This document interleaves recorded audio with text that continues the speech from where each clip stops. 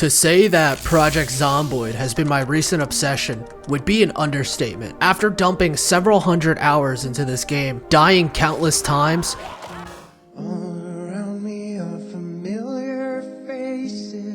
in reading through the PZ wiki like I'm a cracked out college student on Adderall studying the night before an exam, I feel like I'm finally ready for my first major challenge. Spawning into Louisville and building a stronghold inside PZ's most populated and dangerous location. However, this won't just be your average apocalypse playthrough. Whoops. Oh my god. Okay. As if playing a survival game with no endgame objective other than literally dying wasn't masochistic enough, I've turned the pain dial up to 11 with this challenge. What do you mean by that, Zed? I'm glad you asked, dear viewer. 10 years later. Gone are your typical starting luxuries, like having electricity and running water for your first 30 days, free skill levels from watching Life and Living in that beautiful warm summer weather. No, we're choosing to bypass all of that. This also comes with a higher zombie population, rare loot, and barely functional vehicles. So, come along with me on this hero's journey as we beat back the frozen hordes of the undead and reclaim Louisville for the living. And who better to accomplish this goal than our main protagonist, Mr. New Metal himself, Fred Durst.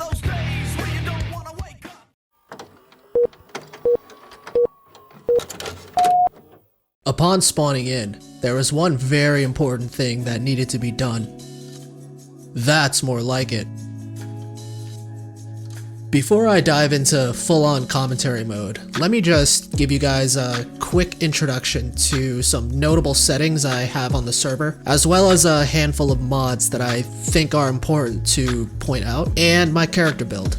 I set zombie respawns to 1,440 hours, which equals about 2 months of game time. I also turned on expanded helicopter events just to make the game feel more alive and eventful, as well as the mod Become Desensitized, which, if you did not know, allows you to become desensitized over a certain amount of time or amount of zombies that you kill. Outside of those mods, the rest I use are quality of life in nature, and the list is pretty long, so I'll link them in the description below if you're interested.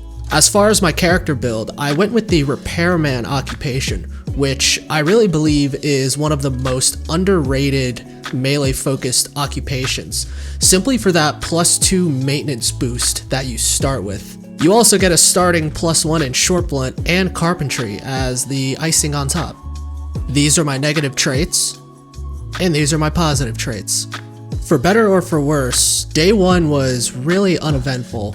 I spawned into a wallet factory, and all of the wallets were empty, not a single dollar bill in sight. I did find a pack of cancer sticks, and a small kitchen on the second floor with a few boxes of cereal. These will be useful when I need to start stress eating and get my calories up. I opened up the map and quickly realized that I just spawned in arguably one of the best spots I could have. Plenty of prime real estate to go and loot. Upon stepping outside for the first time, I got smacked in the face by that cold wind chill. With my nips as hard as diamonds, I knew that my biggest priority would be finding some layers. I began rummaging through these abandoned apartments, but quickly realized that they were all just completely devoid of loot. Maybe I would have better luck elsewhere. I noticed a rabid fan coming towards me, probably begging for my autograph, so I had to deal with him first.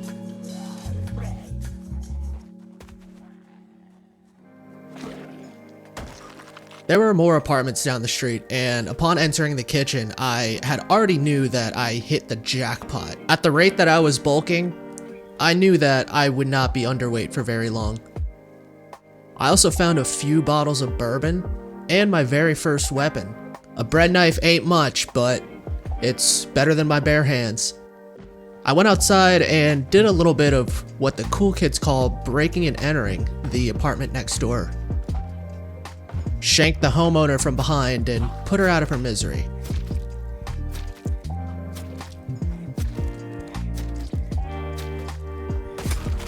Found some painkillers in the bathroom.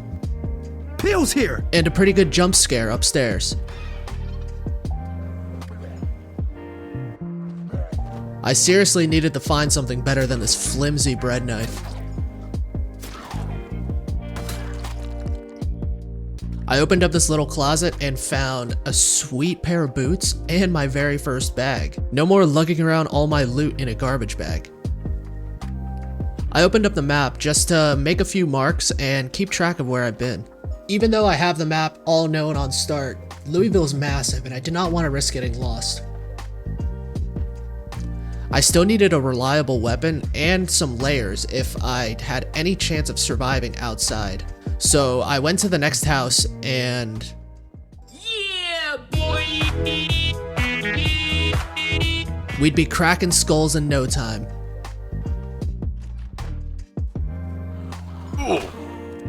I stole the denim jacket that this zombie was wearing, even though it was in terrible condition. Despite playing this game for over a couple hundred hours, this was my first playthrough where I'm actually experiencing winter. I didn't want to mess around with the cold. Noticing I still had a couple hours of daylight left, I decided to explore a bit outside and noticed this conspicuously good conditioned van just waiting for me outside. The Zomboid gods clearly sent me a blessing because the key was in the freaking glove box. And the battery still had a little bit of juice. All I needed was to find some gas. The trunk also has some goodies, like a pair of leather gloves, metal pipe, and a nice hammer. I spotted some other cars on the other side of this fence, so I ate some raw oatmeal like I was a horse, and hopped the fence to continue my quest for gas. The gas had to wait, because I needed to deal with some of these groupies first.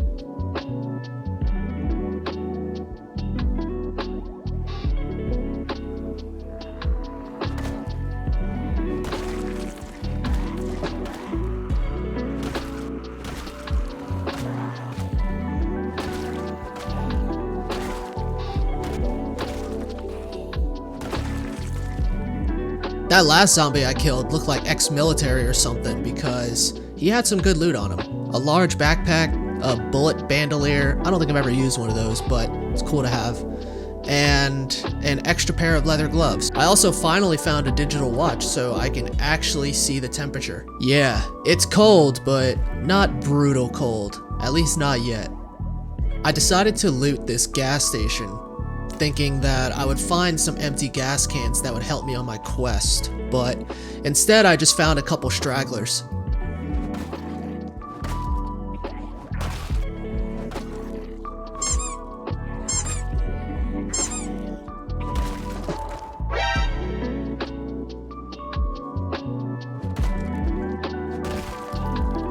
How you doing? I did find a crowbar in the back room, which is useful to have on me, but no gas cans. Of course, like the total degenerate I am, I looted the shelves of all their cancer sticks and grabbed a handful of junk food on my way out.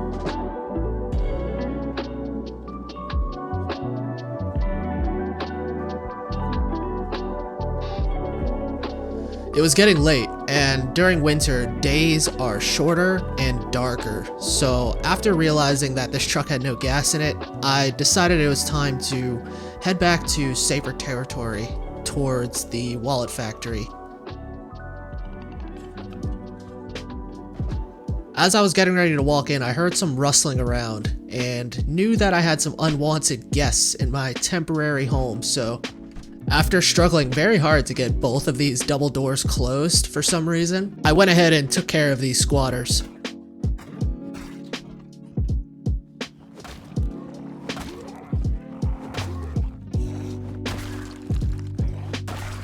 Oh shit, not good. After narrowly avoiding an untimely death, I looted a nice police bulletproof vest off of one of the zombies and headed upstairs to finish the night with some reading.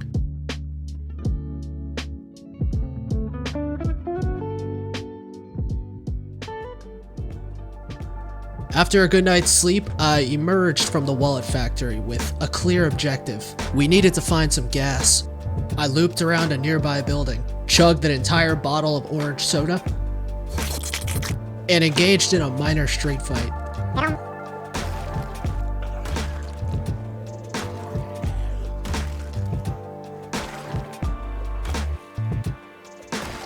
Then, I found exactly what I was looking for. Yeah, buddy! I quickly scanned the area for any more zomboids walking around, then siphoned some gas using my empty soda bottle. I just needed enough to bring the van right back here.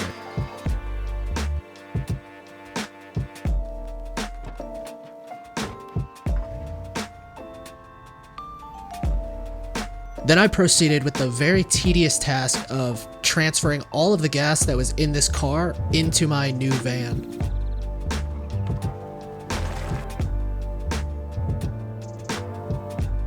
After countless trips back and forth, I got in the van, put the key in the ignition, and I was off. I drove maybe 100 feet before spotting another truck that I really wanted to take home with me. Another one. If you didn't know this, if you use a tire pump on any car and inflate all of the tires to full, it actually makes towing the vehicles much easier. It took me a long time to figure this out.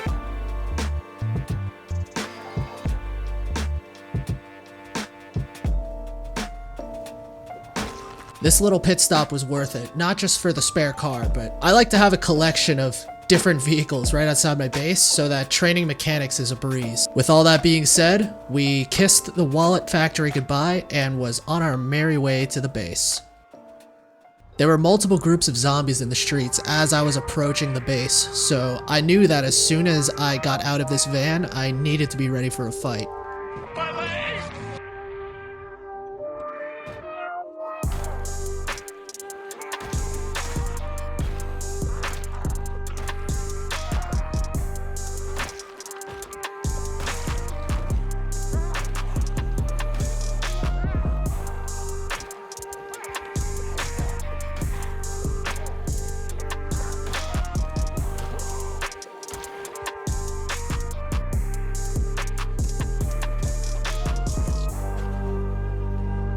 There's not much else that makes you crave a cigarette more than kiting a horde of zombies.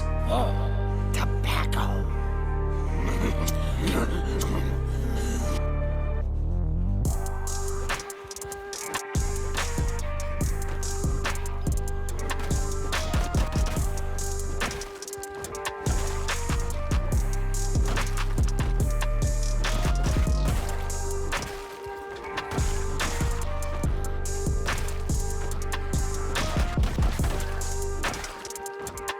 After I finished cracking skulls, I noticed it was starting to get late and I was exhausted. So I head inside and make sure that my new base is secure for the night.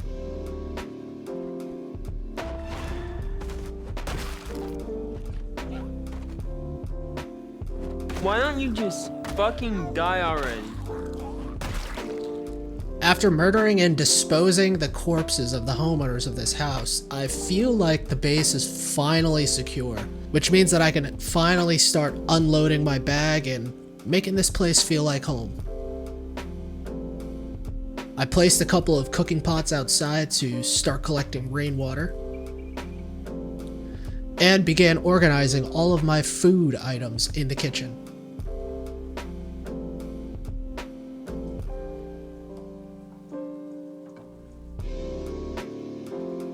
Then I went outside to go check out the garage and was reminded why I chose this base location in the first place.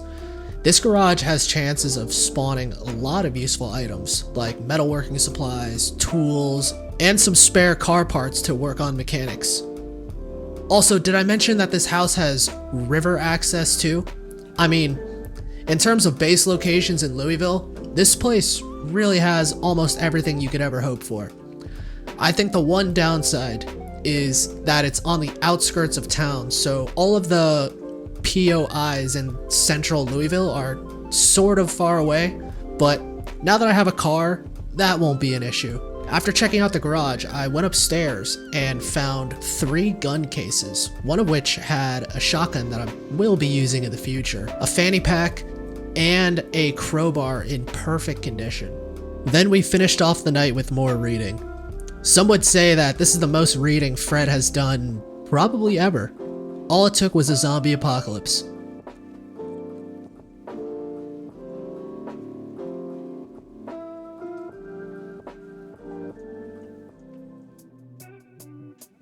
We kept things fairly low-key on day 3. The weather outside was frightful, so we passed the time in the morning by finishing off that Mechanics Volume 1 we started from the night before. A few hours had passed and I was ready to emerge from the house, only to deal with a handful of stragglers that had come in through the front gate.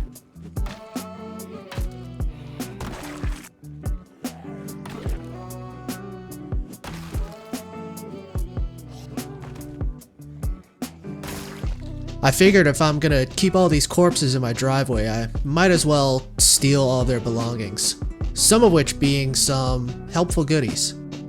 I then continued with a little bit more organizing around the base, took the goodies out of the trunk of the van, and found a place to put my spare electronics. Don't ask me why I chose this cabinet in particular.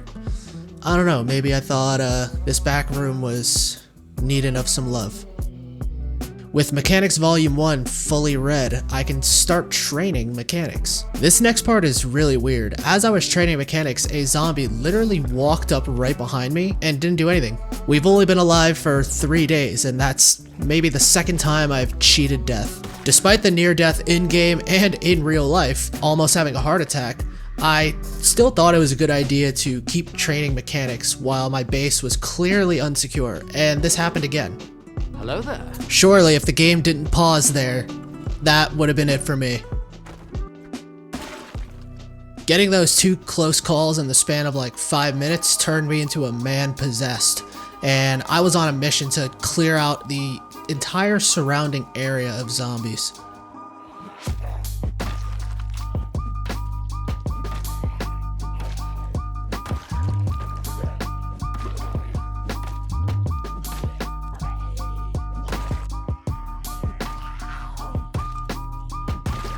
The street ahead of me was clear and daylight was running out, so I figured I would end off the day, instead of going on a killing spree, by just looting my neighbor's house.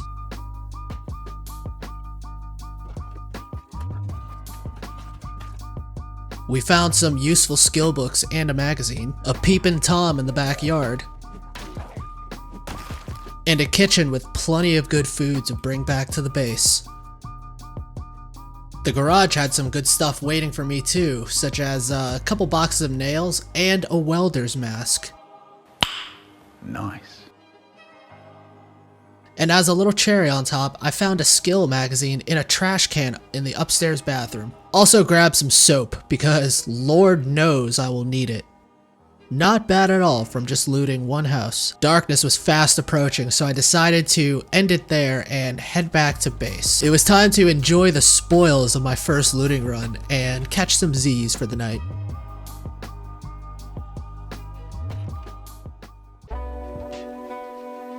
We kicked off day 4 with a breakfast for champions. A cigarette straight to the dome, and an entire box of dry cereal. Delicious and nutritious. I had a very clear objective for the day. Find a grocery store and loot enough food so that I could survive for, at the very least, a couple weeks. However, I didn't drive very far before spotting this dripped out survivor zombie. Spotting a zombie like this so close to the base was a sign from the Zomboid gods, and I knew I had to take advantage.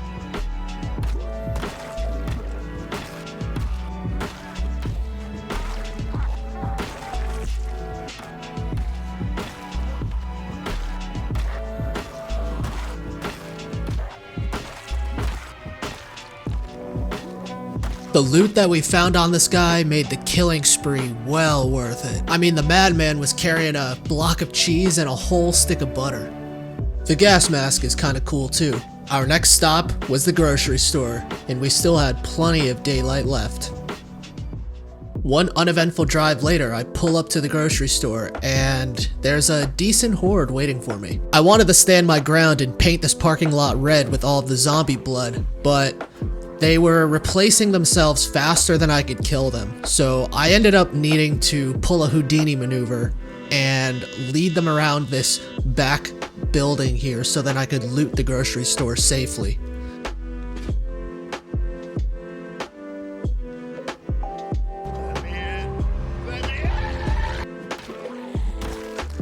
After looting enough food to probably fill the entire trunk of the van with food, I was confronted with some angry zombies from earlier.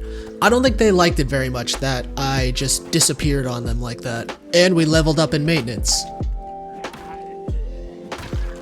After loading up the van, I needed to start hoarding garbage bags for rain collectors back home and found a couple skill magazines in these dumpsters.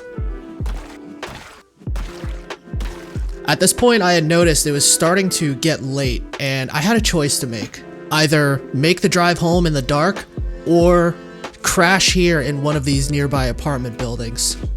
I decided to play it safe.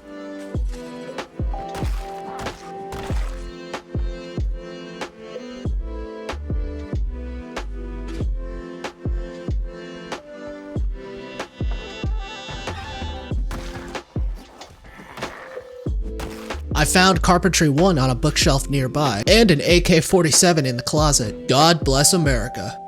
Finally, we finished off this night, just like every night prior, with a little bit of reading. This really has become a nighttime ritual for Fred. It helps keep him calm during this chaotic apocalypse. Fred was so engulfed in his pursuit of knowledge that he didn't even hear a zombie banging on the bedroom door. At least she had the courtesy of knocking first. And just like that, after a very successful day, Fred could snuggle up in relative safety inside of a neighbor's bed and get ready for the next day. The incessant sounds of bangings coming from all around us made us wake up a bit early the next morning, which was good because we were feeling a bit excited to bring our loot stockpile back to base. We hopped back in our trusty van and embarked on the return journey back to base. Not too far from the grocery store, we spotted a survivor house. I don't even think I noticed it in real time, which is why I just drove right past it. As we returned back to the base, it was business as usual. We spent most of the day just unloading everything out of the van and into the kitchen and other parts of the house. These shelves in the garage have become my weapons storage room. I dealt with a few zomboids in my driveway who probably wandered in here just trying to sell me something. No, I'm not interested in my car's extended warranty. Watching the kitchen cabinets become chock full of food made Fred a happy man. Now that we've checked off shelter and food off of Maslow's hierarchy of needs, Fred was ready to start satisfying his higher level needs. Unfortunately, we're all alone in this world, so belonging and community were just not an option for Fred. Maybe, just maybe, finding a generator could be that spark in Fred's life. Unfortunately, because of inclement weather, that goal will have to wait. Until next time.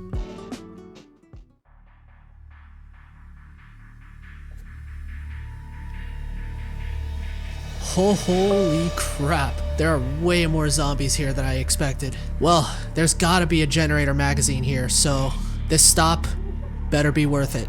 Here goes nothing.